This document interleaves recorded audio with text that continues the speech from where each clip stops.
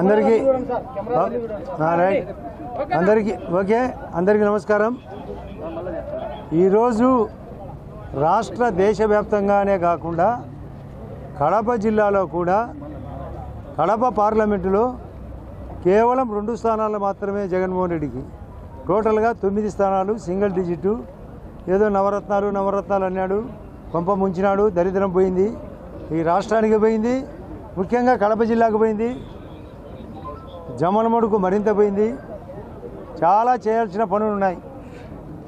ఇష్టం వచ్చినట్టు అప్పులు చేసినాడు, ఇష్టం వచ్చినట్టు తప్పులు చేసినాడు, కొవ్వుగా వ్యవహరించినాడు, లోకల్ బాడీ మాదిరి ఎలక్షన్లు జరపాలని ప్రయత్నం చేసినాడు. ఎప్పుడైతే ఎన్డీఏ కూటమి జరిగిందో అధికారులకు, వ్యాపారస్తులకు, ప్రజలకు, యువతకు అందరికీ నమ్మకం ఏర్పడడం వలన, నాతో పాటు చాలామంది గట్టిగా సహకరించడం వలన మా కుటుంబంలో కూడా చిచ్చు పెట్టాలని చూసినాడు జగన్మోహన్ రెడ్డి. ఆ పప్పులేం ఉడకలే, వాళ్ళ కుటుంబంలోనే చిచ్చు జరిగింది. ఆ షర్మిలమ్మ గట్టిగా పోటీ చేసినా మా భూపేశ్ రెడ్డి గెలిచేవాడు, లేదా ఆమె పోటీ చేయకపోయినా కూడా మా భూపేశ్ రెడ్డి కూడా గెలిచేవాడు.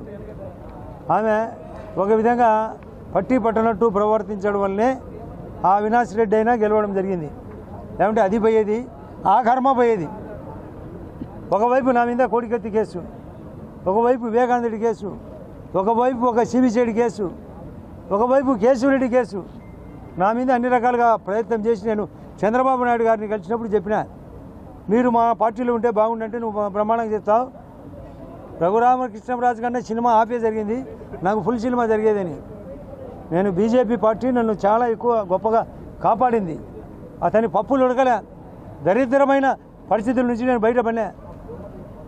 నేను పోటీ చేసినప్పుడు అది ముస్లిమ్స్ ఓట్లు వేస్తారా, క్రిస్టియన్స్ ఓట్లు వేస్తారా, ఇట్లా గుర్తు పోదు కదా అనుకున్నారు. బ్రహ్మాండమైన 18,000 ఓట్ల మెజార్టీతో గెలిపించారు. ముస్లిమ్స్ వార్డు, క్రిస్టియన్ వార్డులోనే ఎక్కువ వచ్చినాయి ఓట్లు. అంటే ప్రజలు అనుకున్నప్పుడు, ఒక తీరు మార్చాలనుకున్నప్పుడు ముఖ్యంగా రైతులు కూడా రియాక్ట్ అయినారు.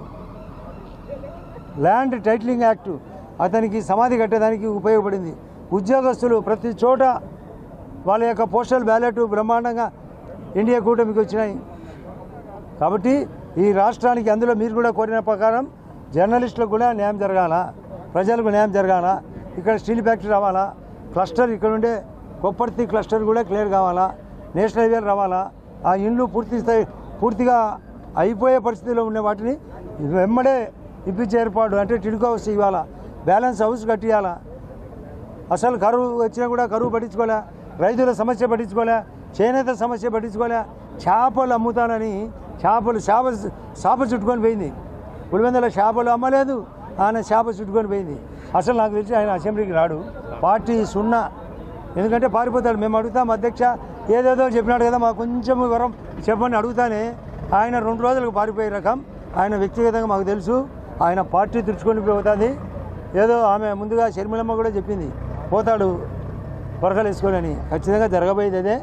కాబట్టి ఈ గెలుపు ఇక్కడ 5 మంది గెలిచడమే కాకుండా ఈ పార్లమెంటులో మాది నెక్కులో పోవడం మాకు పర్సనల్గా బాధాకరంగా ఉండొచ్చు, కానీ షర్మిలమ్మ కూడా ఒక కారణం వాళ్ళ గెలుపుకు. ఏదేమైనా ఈ రాష్ట్రానికి దరిద్రమైంది, మంచి రోజులు వస్తున్నాయి, జిల్లాకు మంచి రోజులు వస్తున్నాయి.